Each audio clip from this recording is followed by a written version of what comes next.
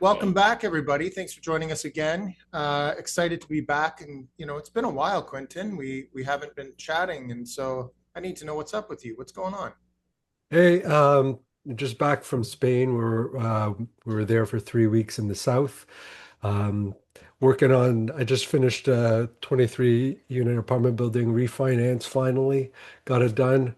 Took a while, but that was good. So I'm really happy about that. And I'm just working on a couple more refinances on a smaller building and a couple of duplexes. So should be good. And then yeah, looking forward to it. How about you, Rob? What are you up to?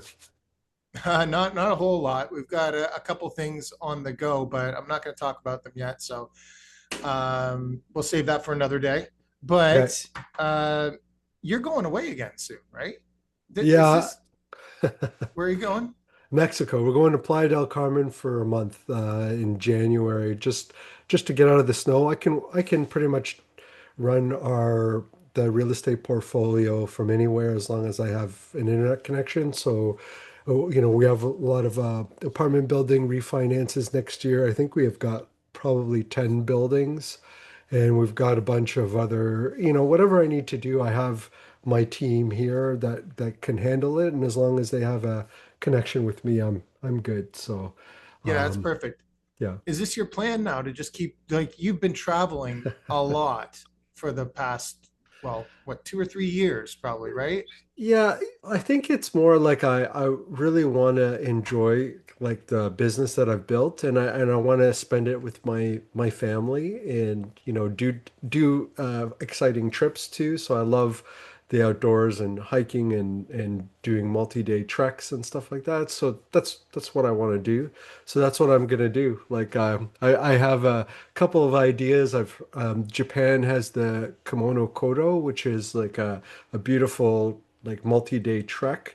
I want to do that with maybe one of my sons and things like that. So it's just more about, I think, making sure to take some time to enjoy kind of the business that I've built rather than keep building all the time, which is what I did for, a very long time.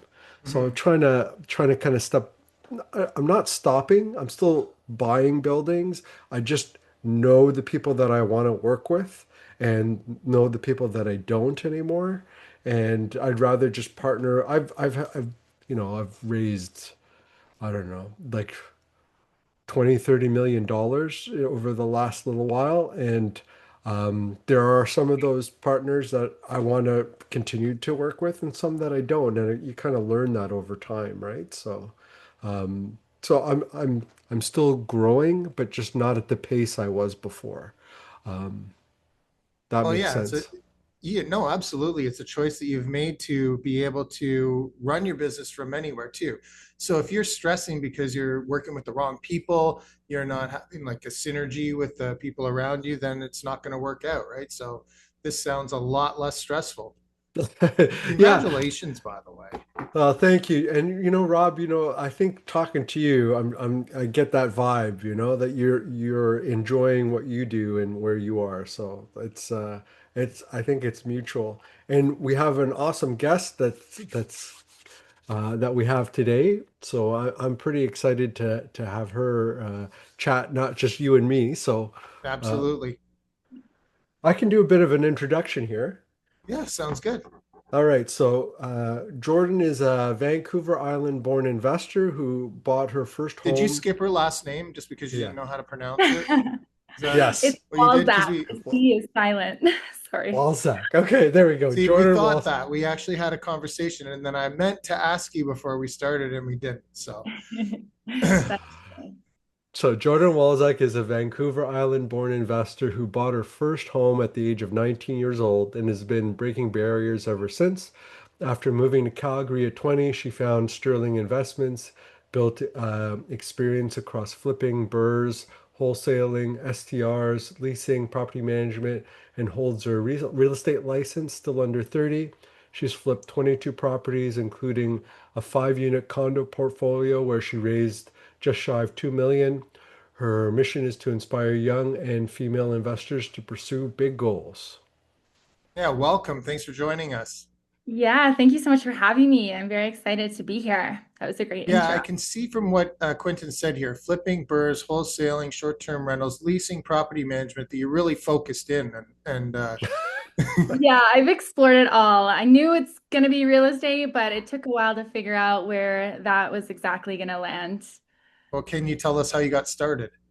Yes, I would love to. So, rewind way back. I've always been infatuated with independence and freedom.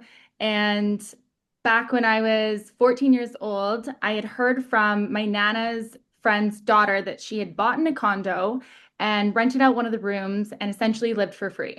So that concept always stuck with me. And while everybody else in high school was figuring out what they wanted to do post-secondary, my priority was to buy a property. So I did my high school online. I worked 3 jobs. I worked my butt off and I got it done. I bought my first house at 19 and I always knew that it would be great, but I had no idea how pivotal it would be in my life. That property, by the end, I was cash flowing about $1,400 a month. I'd bought in it for 330 and I sold it for 505 and I was paying down the mortgage. So all around just an amazing investment and it really opened my eyes to the fact that it wasn't just going to be a one-time move for me. I saw a career in it and it took a long time to figure out what that looked like. So back to all the different avenues I went down. I worked in property management, I worked in leasing.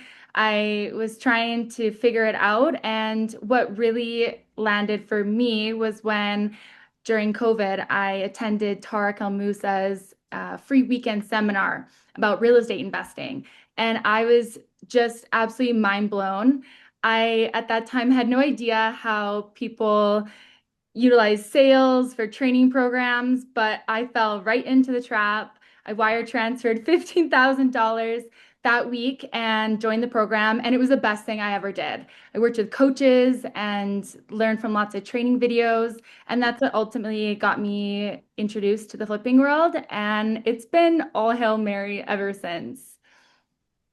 So yeah, Wow. that's the thing with with those kind of courses too. It's like if you're going to put $15,000 down, you make it work, no matter Yeah, what. So then you yeah. put it pushes you to take the action that you know you need to take in order to get started with that stuff. So that's cool. That's kind of inspirational. How was it like? How did you find the course, and how did it? Were you looking at other things, and this one just captured you more than the other ones, or what was it? So I was curious about real estate investing and I was listening to podcasts like this one and reading books and doing what I could, but I just felt like I wasn't getting all of the facts. Like I wasn't able to quite piece together exactly how to get these things done. So I found the course really great because I was able to really build a foundation before I went out on the field. And then I did utilize my coaches, especially in the first couple projects, to lean on with questions and just really hold my hand through the process. And again, I just think that course was so helpful in my career. And I know courses sometimes have a bit of a bad rap, but my experience was phenomenal. And you just want to make sure you're learning from qualified people, really. Maybe you'll take 2 seconds of an opportunity here. Quentin, you still got your course, don't you? Someone else runs it though, right? No, I still run it too. I Oh, do coaching around it, but we'll probably take on some coaching clients in the spring, so probably like in January. But mostly we focus on people who are interested in kind of scaling up their portfolio. But yeah, I mean, it definitely is something that you have to be careful of because there are a lot of people out there who offer programs and they don't even have the same experience that they're trying to teach.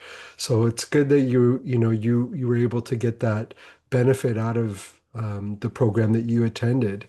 And was it specifically around condos or was it detached properties or how did you get into the condo space versus everything else? So the course was pretty well rounded that way. It did tailor to all different types of flipping and wholesaling and other avenues as well, but primarily flipping. And no, I had no idea that condos would become my niche. I started with one because it was an easier entrance in my eyes, and I just really loved them. So I continued with them, and to this day, I still take them on. Cool. So was there something about it? Like, was it easier or harder than like other types of properties? What was it about it? Yeah, so good question. So I'm a little bit of a perfectionist and I just really want to feel confident going into any project that I take on. So I felt like with the condos, it was a little bit simpler than a detached property. The things that I really like about the condos is that it is a lower entry barrier, so less capital needed, less capital to raise. That was definitely attractive to me. And then another thing is that even if I'm doing a full gut on a condo, I can be in and out of that project in 30 days. So the market doesn't have as much time to fluctuate, which was always a really nice safety net for me. And then the third thing is just that with condos, you're typically only responsible for everything with inside the walls. So it left cosmetic. And me personally, I love design. That's been one of my favorite things in this journey. I love the cosmetic stuff. So it was really just focused on that, and I appreciated that. Yeah, that definitely cuts a lot of things out. There's like on the other side of that, there's like different rules that you have to follow in order to do the condos, but you're not dealing with like landscaping, new fences, I don't know, siding, roof, any of that stuff. Yeah, none of that, which is really nice. But definitely there are some drawbacks. So you're dealing with condo boards, and that is a whole beast on its own. Unfortunately, they do have the jurisdiction to govern the project to some extent. So you are limited depending on what hours and days that they'll allow. They're screening your contractors, they're screening the materials you're using. There's extra protocols to follow. Sometimes you're having to deal with elevators, which can be very inconvenient, and some require you to pay for those. And at $200 a booking, when you're doing demo, having appliances delivered, those add up quickly. So those are definitely things to consider when going into them, but I think that the benefits are worth the drawbacks. So tell us just a little bit, maybe deep dive into the first one that you did. How did you find it? What made it appealing to you and how did it turn out and all that? Yeah, so I was so excited to do my first project. Oh my gosh. But I remember I found this condo very randomly. It was on Kijiji. The courts in Calgary had listed the judicial sale.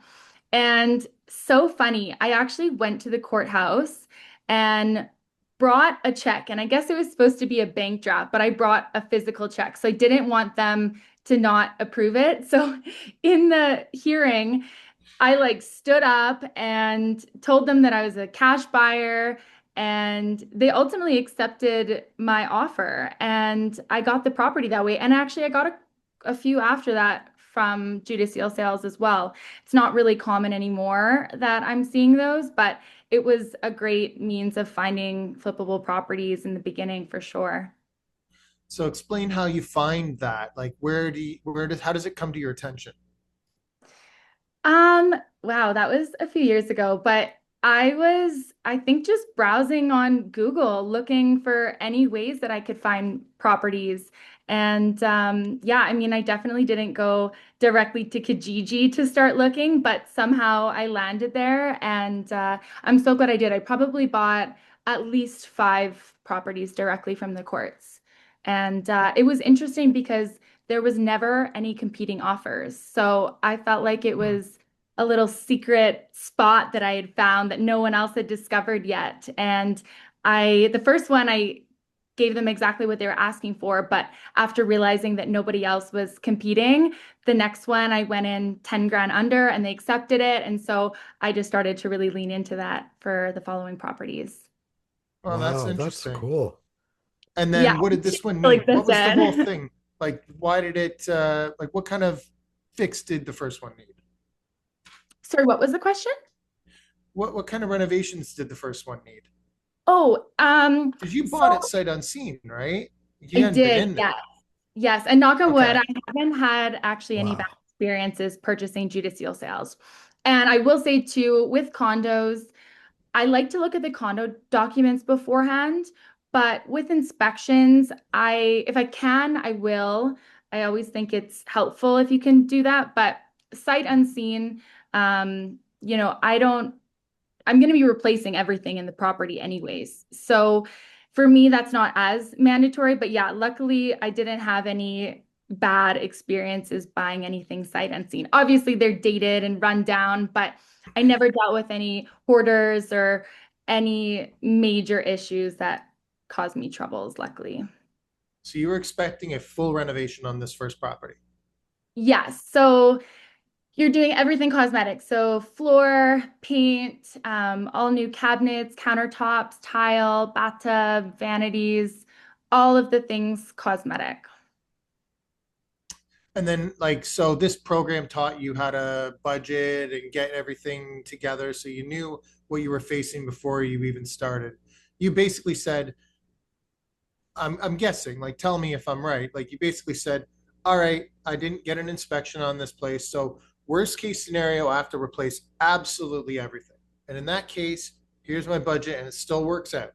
Yeah, the interesting part is that the most expensive things you can think of, if it's a condo in an apartment building, and I'm assuming Uh-huh. it's are they condo townhouses or condo like apartment buildings?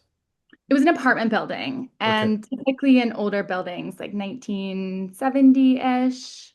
So other than the condo fee, you're really not worried about structural, you're not worried about like the big expensive items like the HVAC or those sort of things. Foundation Found damage, you're right, roofs, right. So yeah, all Oh, you're that stuff.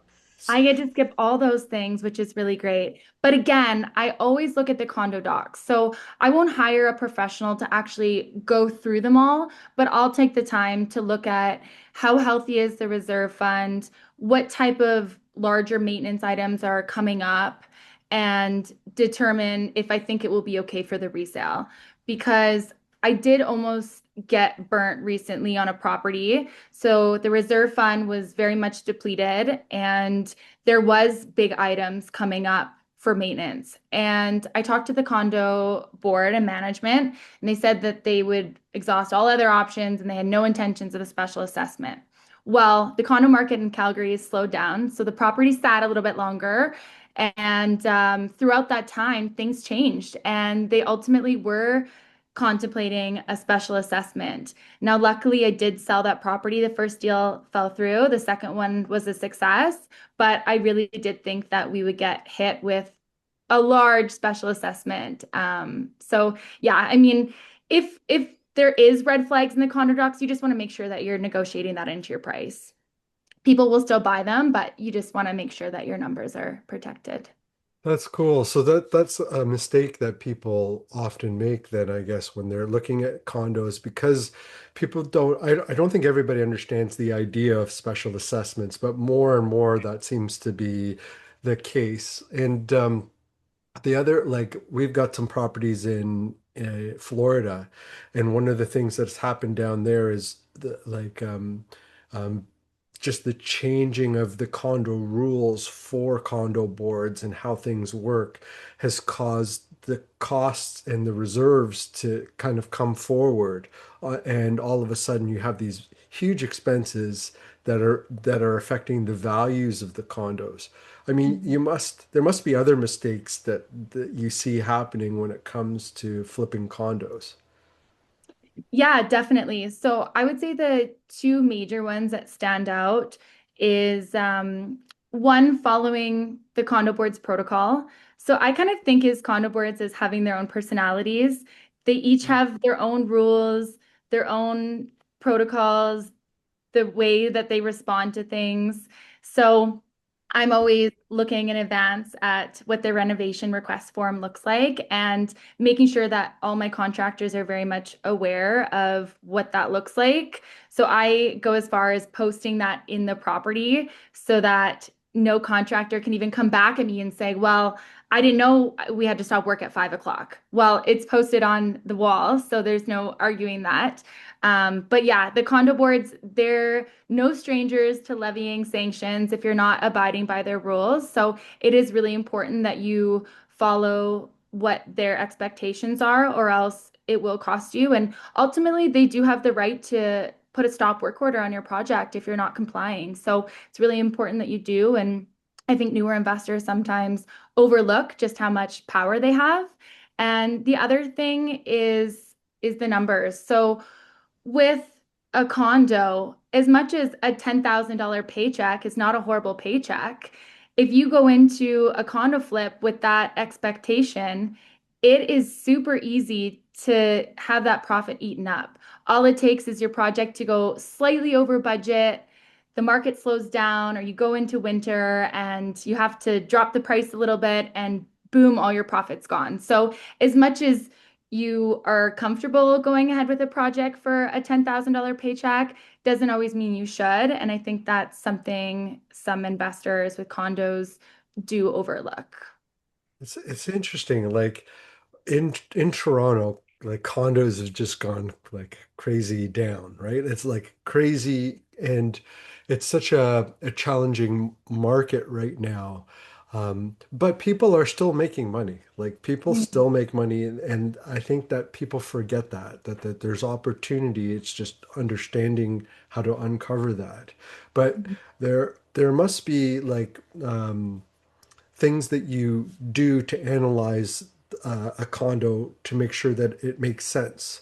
So what are some of the things that you look for when you're analyzing it as a potential flip?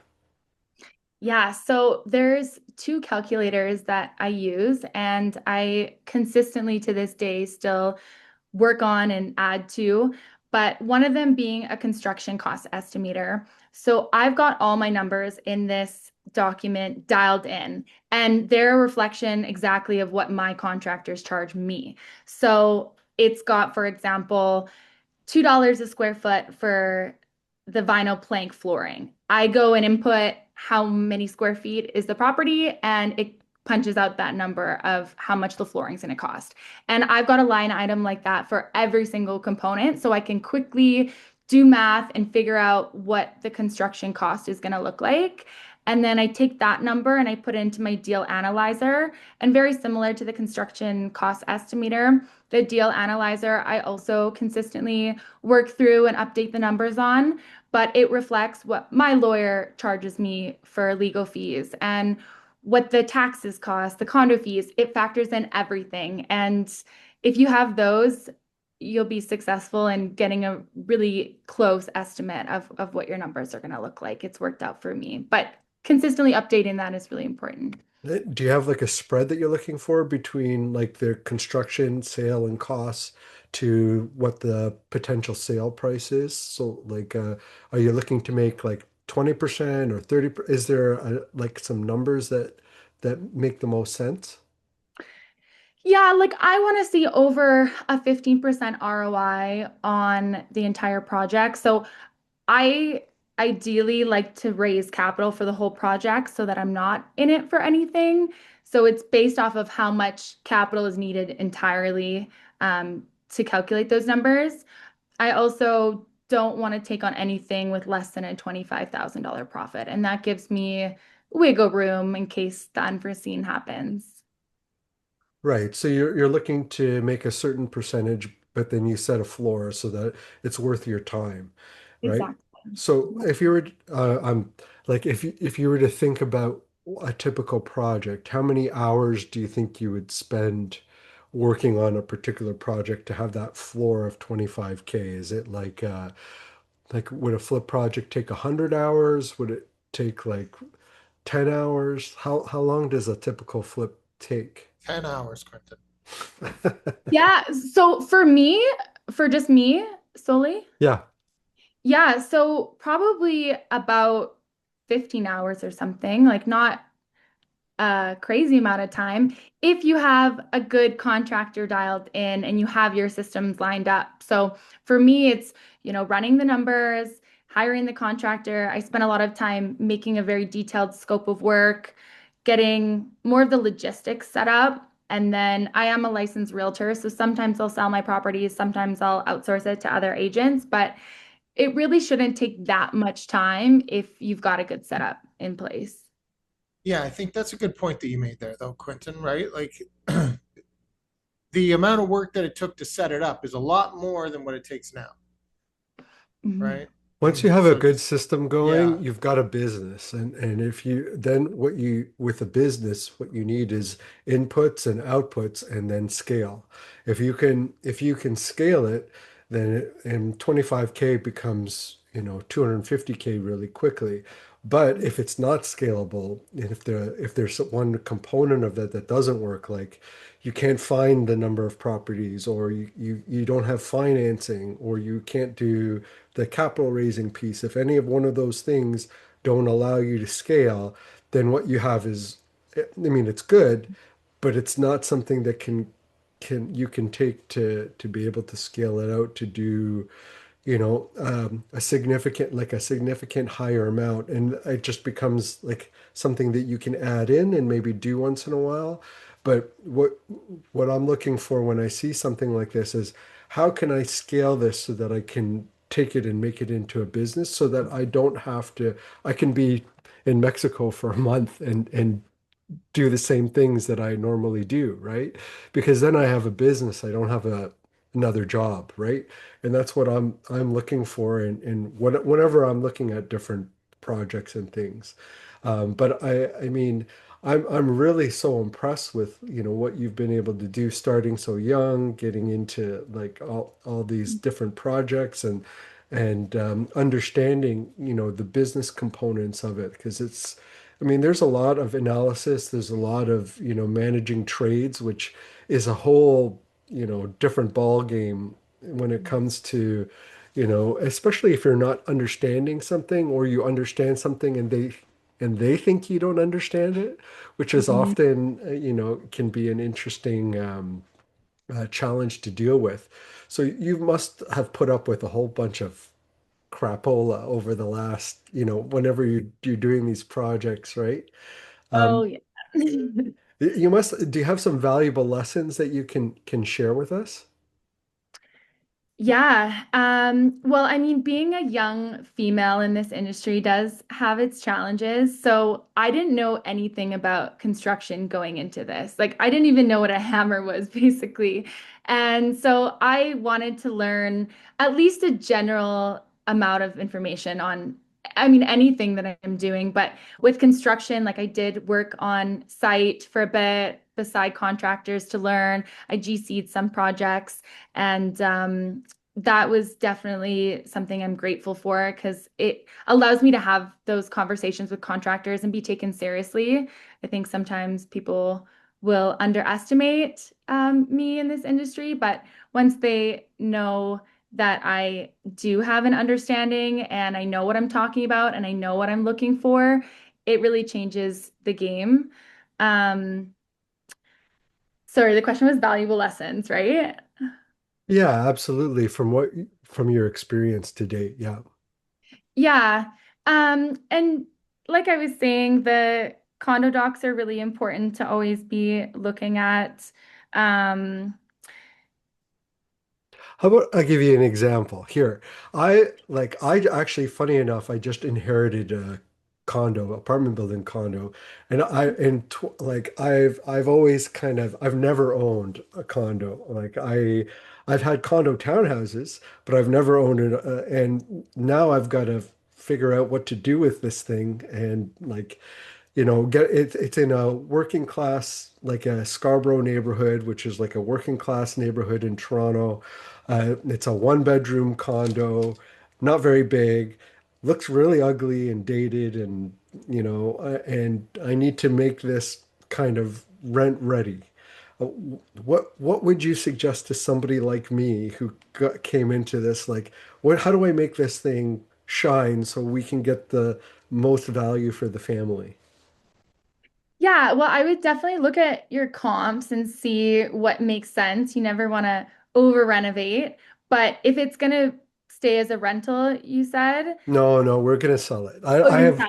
I have no interest in owning like a condo Yeah. in Toronto. Sorry for all the people that do, but I don't want one. So we I inherited this, and now I've got to sell it, and then we'll sh like the funds will go to the family, like our family, right? But Yeah. I don't want to hold on to it. But how do like in a market that's not moving, which is Toronto right now, how what give me some ideas. Like what could help me? I think design is really important. And again, that's my favorite part of this whole journey. And so I would recommend being a property that stands out. I think there's a lot of investors out there that will just throw on white cabinets and white counters, and it's just so generic. But if you want to stand out, it's the small things I think that add up. So I'm utilizing like textured panels underneath islands or accent walls. I love towel racks. That's always a nice elevation to a bathroom. Kind of gives it a spa-like vibe. Yeah, try and do accent walls and just anything that is gonna make it stand out amongst the rest. I think a really good design is really important. And ultimately, if someone can fall in love with the property, they'll pay more than maybe even what it's worth if they feel that strongly. So you want to capture their attention that way.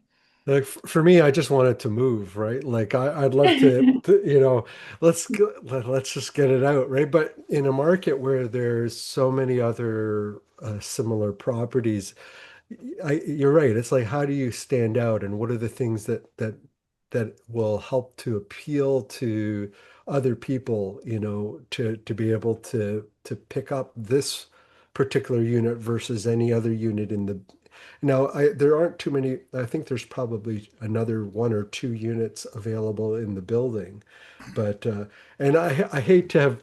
I just kind of shanghaied this conversation Well, because I have a question. I have a question. Do you ever sell condos furnished? Or no, that's not a oh, thing. interesting. I have not, no, but I don't think that would be a bad idea, especially if it was Airbnb-able. Yeah, I wonder if that might be something that might help, Quentin. Yeah, I don't because it's Toronto. They have a lot of Airbnb laws, so I don't know if I could do that, but maybe if I furnished it for the type of clientele that are in this neighborhood, maybe that would just help to move it because it comes furnished. I don't know. Because because I was thinking, you said like the design is a very important thing, and I agree with you. But when it's unfurnished, there's like, you know, sort of limited things you can do. On every property that we sell here, more or less, is furnished completely, basically Airbnb ready. So my mind automatically went to, what are the furniture accents? Hmm. And then I kind of remembered, oh yeah, you guys aren't doing that. So, it's just a different way of looking at it, possibly. Yeah, I Yeah. mean, I definitely think it could be worth a try. I did accumulate furniture over the years I've been doing this. So I was staging a couple of properties of my own, and I always left it kind of up for interpretation. Like if they wanted to negotiate the furniture in, if they didn't, I was flexible with that. And I did have more than one group negotiate the furniture in. So I Hmm. think that there is a possibility for that there. There you go. We helped, Quentin. Good Appreciate luck that. with Thank you. it. Thank you. Yeah, you never know what's going to happen, right? So, but I thought, this is a perfect conversation for to to help Really. me out a little bit. So, I'm just kind of curious. We've talked a lot about, what you've done in the past. Well, what's next for you? What are you gonna like? You accomplished so much so far. What's next for you? Yeah, so I just have such a passion for real estate and I am continuously wanting to learn more and grow. So I do have a good foundation with these condo flips. So I would like to continue with them because it doesn't require a lot of my time anymore at this point. But furthermore, I'm in the midst of getting my commercial real estate license in the moment, and I'm also undergoing Pierre-Paul Turgeon's multifamily investing course, which I know you guys have had him on the podcast a couple of times. So I would Yep. really like to break into the multifamily space. I think I have obviously a lot of knowledge with the condos, and I think I'm ready to branch into more of the exterior and just bigger projects overall. That's awesome. Sounds So are you looking to get into like as an investor or as a sales rep or both or something else? Probably both. I think investing is most ideal to me, but I also think that working with clients is an extra stream of revenue. It builds confidence in the space. So, I mean, just like my residential license, I do take on clients there and it's been great. So, I'm not opposed to doing the same with commercial, but it is mainly with investing in mind. Oh, okay. That's great. I couldn't do what you and Rob do. I can't work with people who don't want to do what I tell them to do. If you if I tell you to buy oh something man. and you don't buy it, I'm gonna fire you. Like, sorry, I don't care. Why'd you hire me then? Yeah, there you Anyway, go. sorry. Quentin I know it Quentin doesn't often work that starts his way. meetings by saying, if you're not going to buy anything, I don't want you here. If you're not going to take some action, don't come back next month. Yeah. It's like, He's wow, like, So, guess I better buy well, something. I want to come back. yeah. I well, do want to ask you one more question though, before we go, because we don't always just want to talk about everything that's went well, and you've obviously had a lot of success in this, but what are some of the things like what are some of the projects that maybe didn't go exactly the way you planned them, and how did you overcome obstacles in that way? Yeah, so there's a couple that come to mind. One kind of reflects what I said earlier. You go into a project with the intentions of a small profit and it gets eaten up really quickly. So I had a townhouse like that. It was one of the first few properties I did. And to me, I just saw it as a quick in and out project, make a quick buck. And long behold, things didn't go exactly as planned. Construction went over slightly. We were going into winter and I ended up breaking even on that project. So after that, I told myself I'm not taking on projects with a $15,000 projection at the end. It's just not worth the risk. And another one that comes to mind is recently I underwent my largest project yet. So I flipped 5 condos in a portfolio. And now, unfortunately, the condo market in Calgary really took a turn throughout that process. So that was challenging because you're competing against yourself. I had never had so many in one building, but you just want to have plan Bs if you can. So we ended up staging some of the properties and renting them out so that we didn't have so many on market. And yeah, just I say don't be afraid to explore other options if selling doesn't always go as planned. that's So now, interesting. is the plan changed? Like, is that a pivot to now we got to hold these long term because there's tenants in there, right?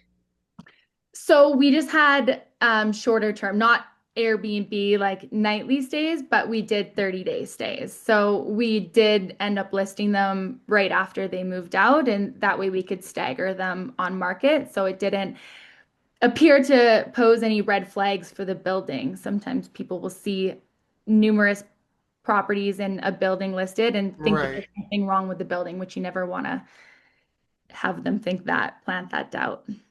Hmm. Okay, well, that's good advice. Well, thank you.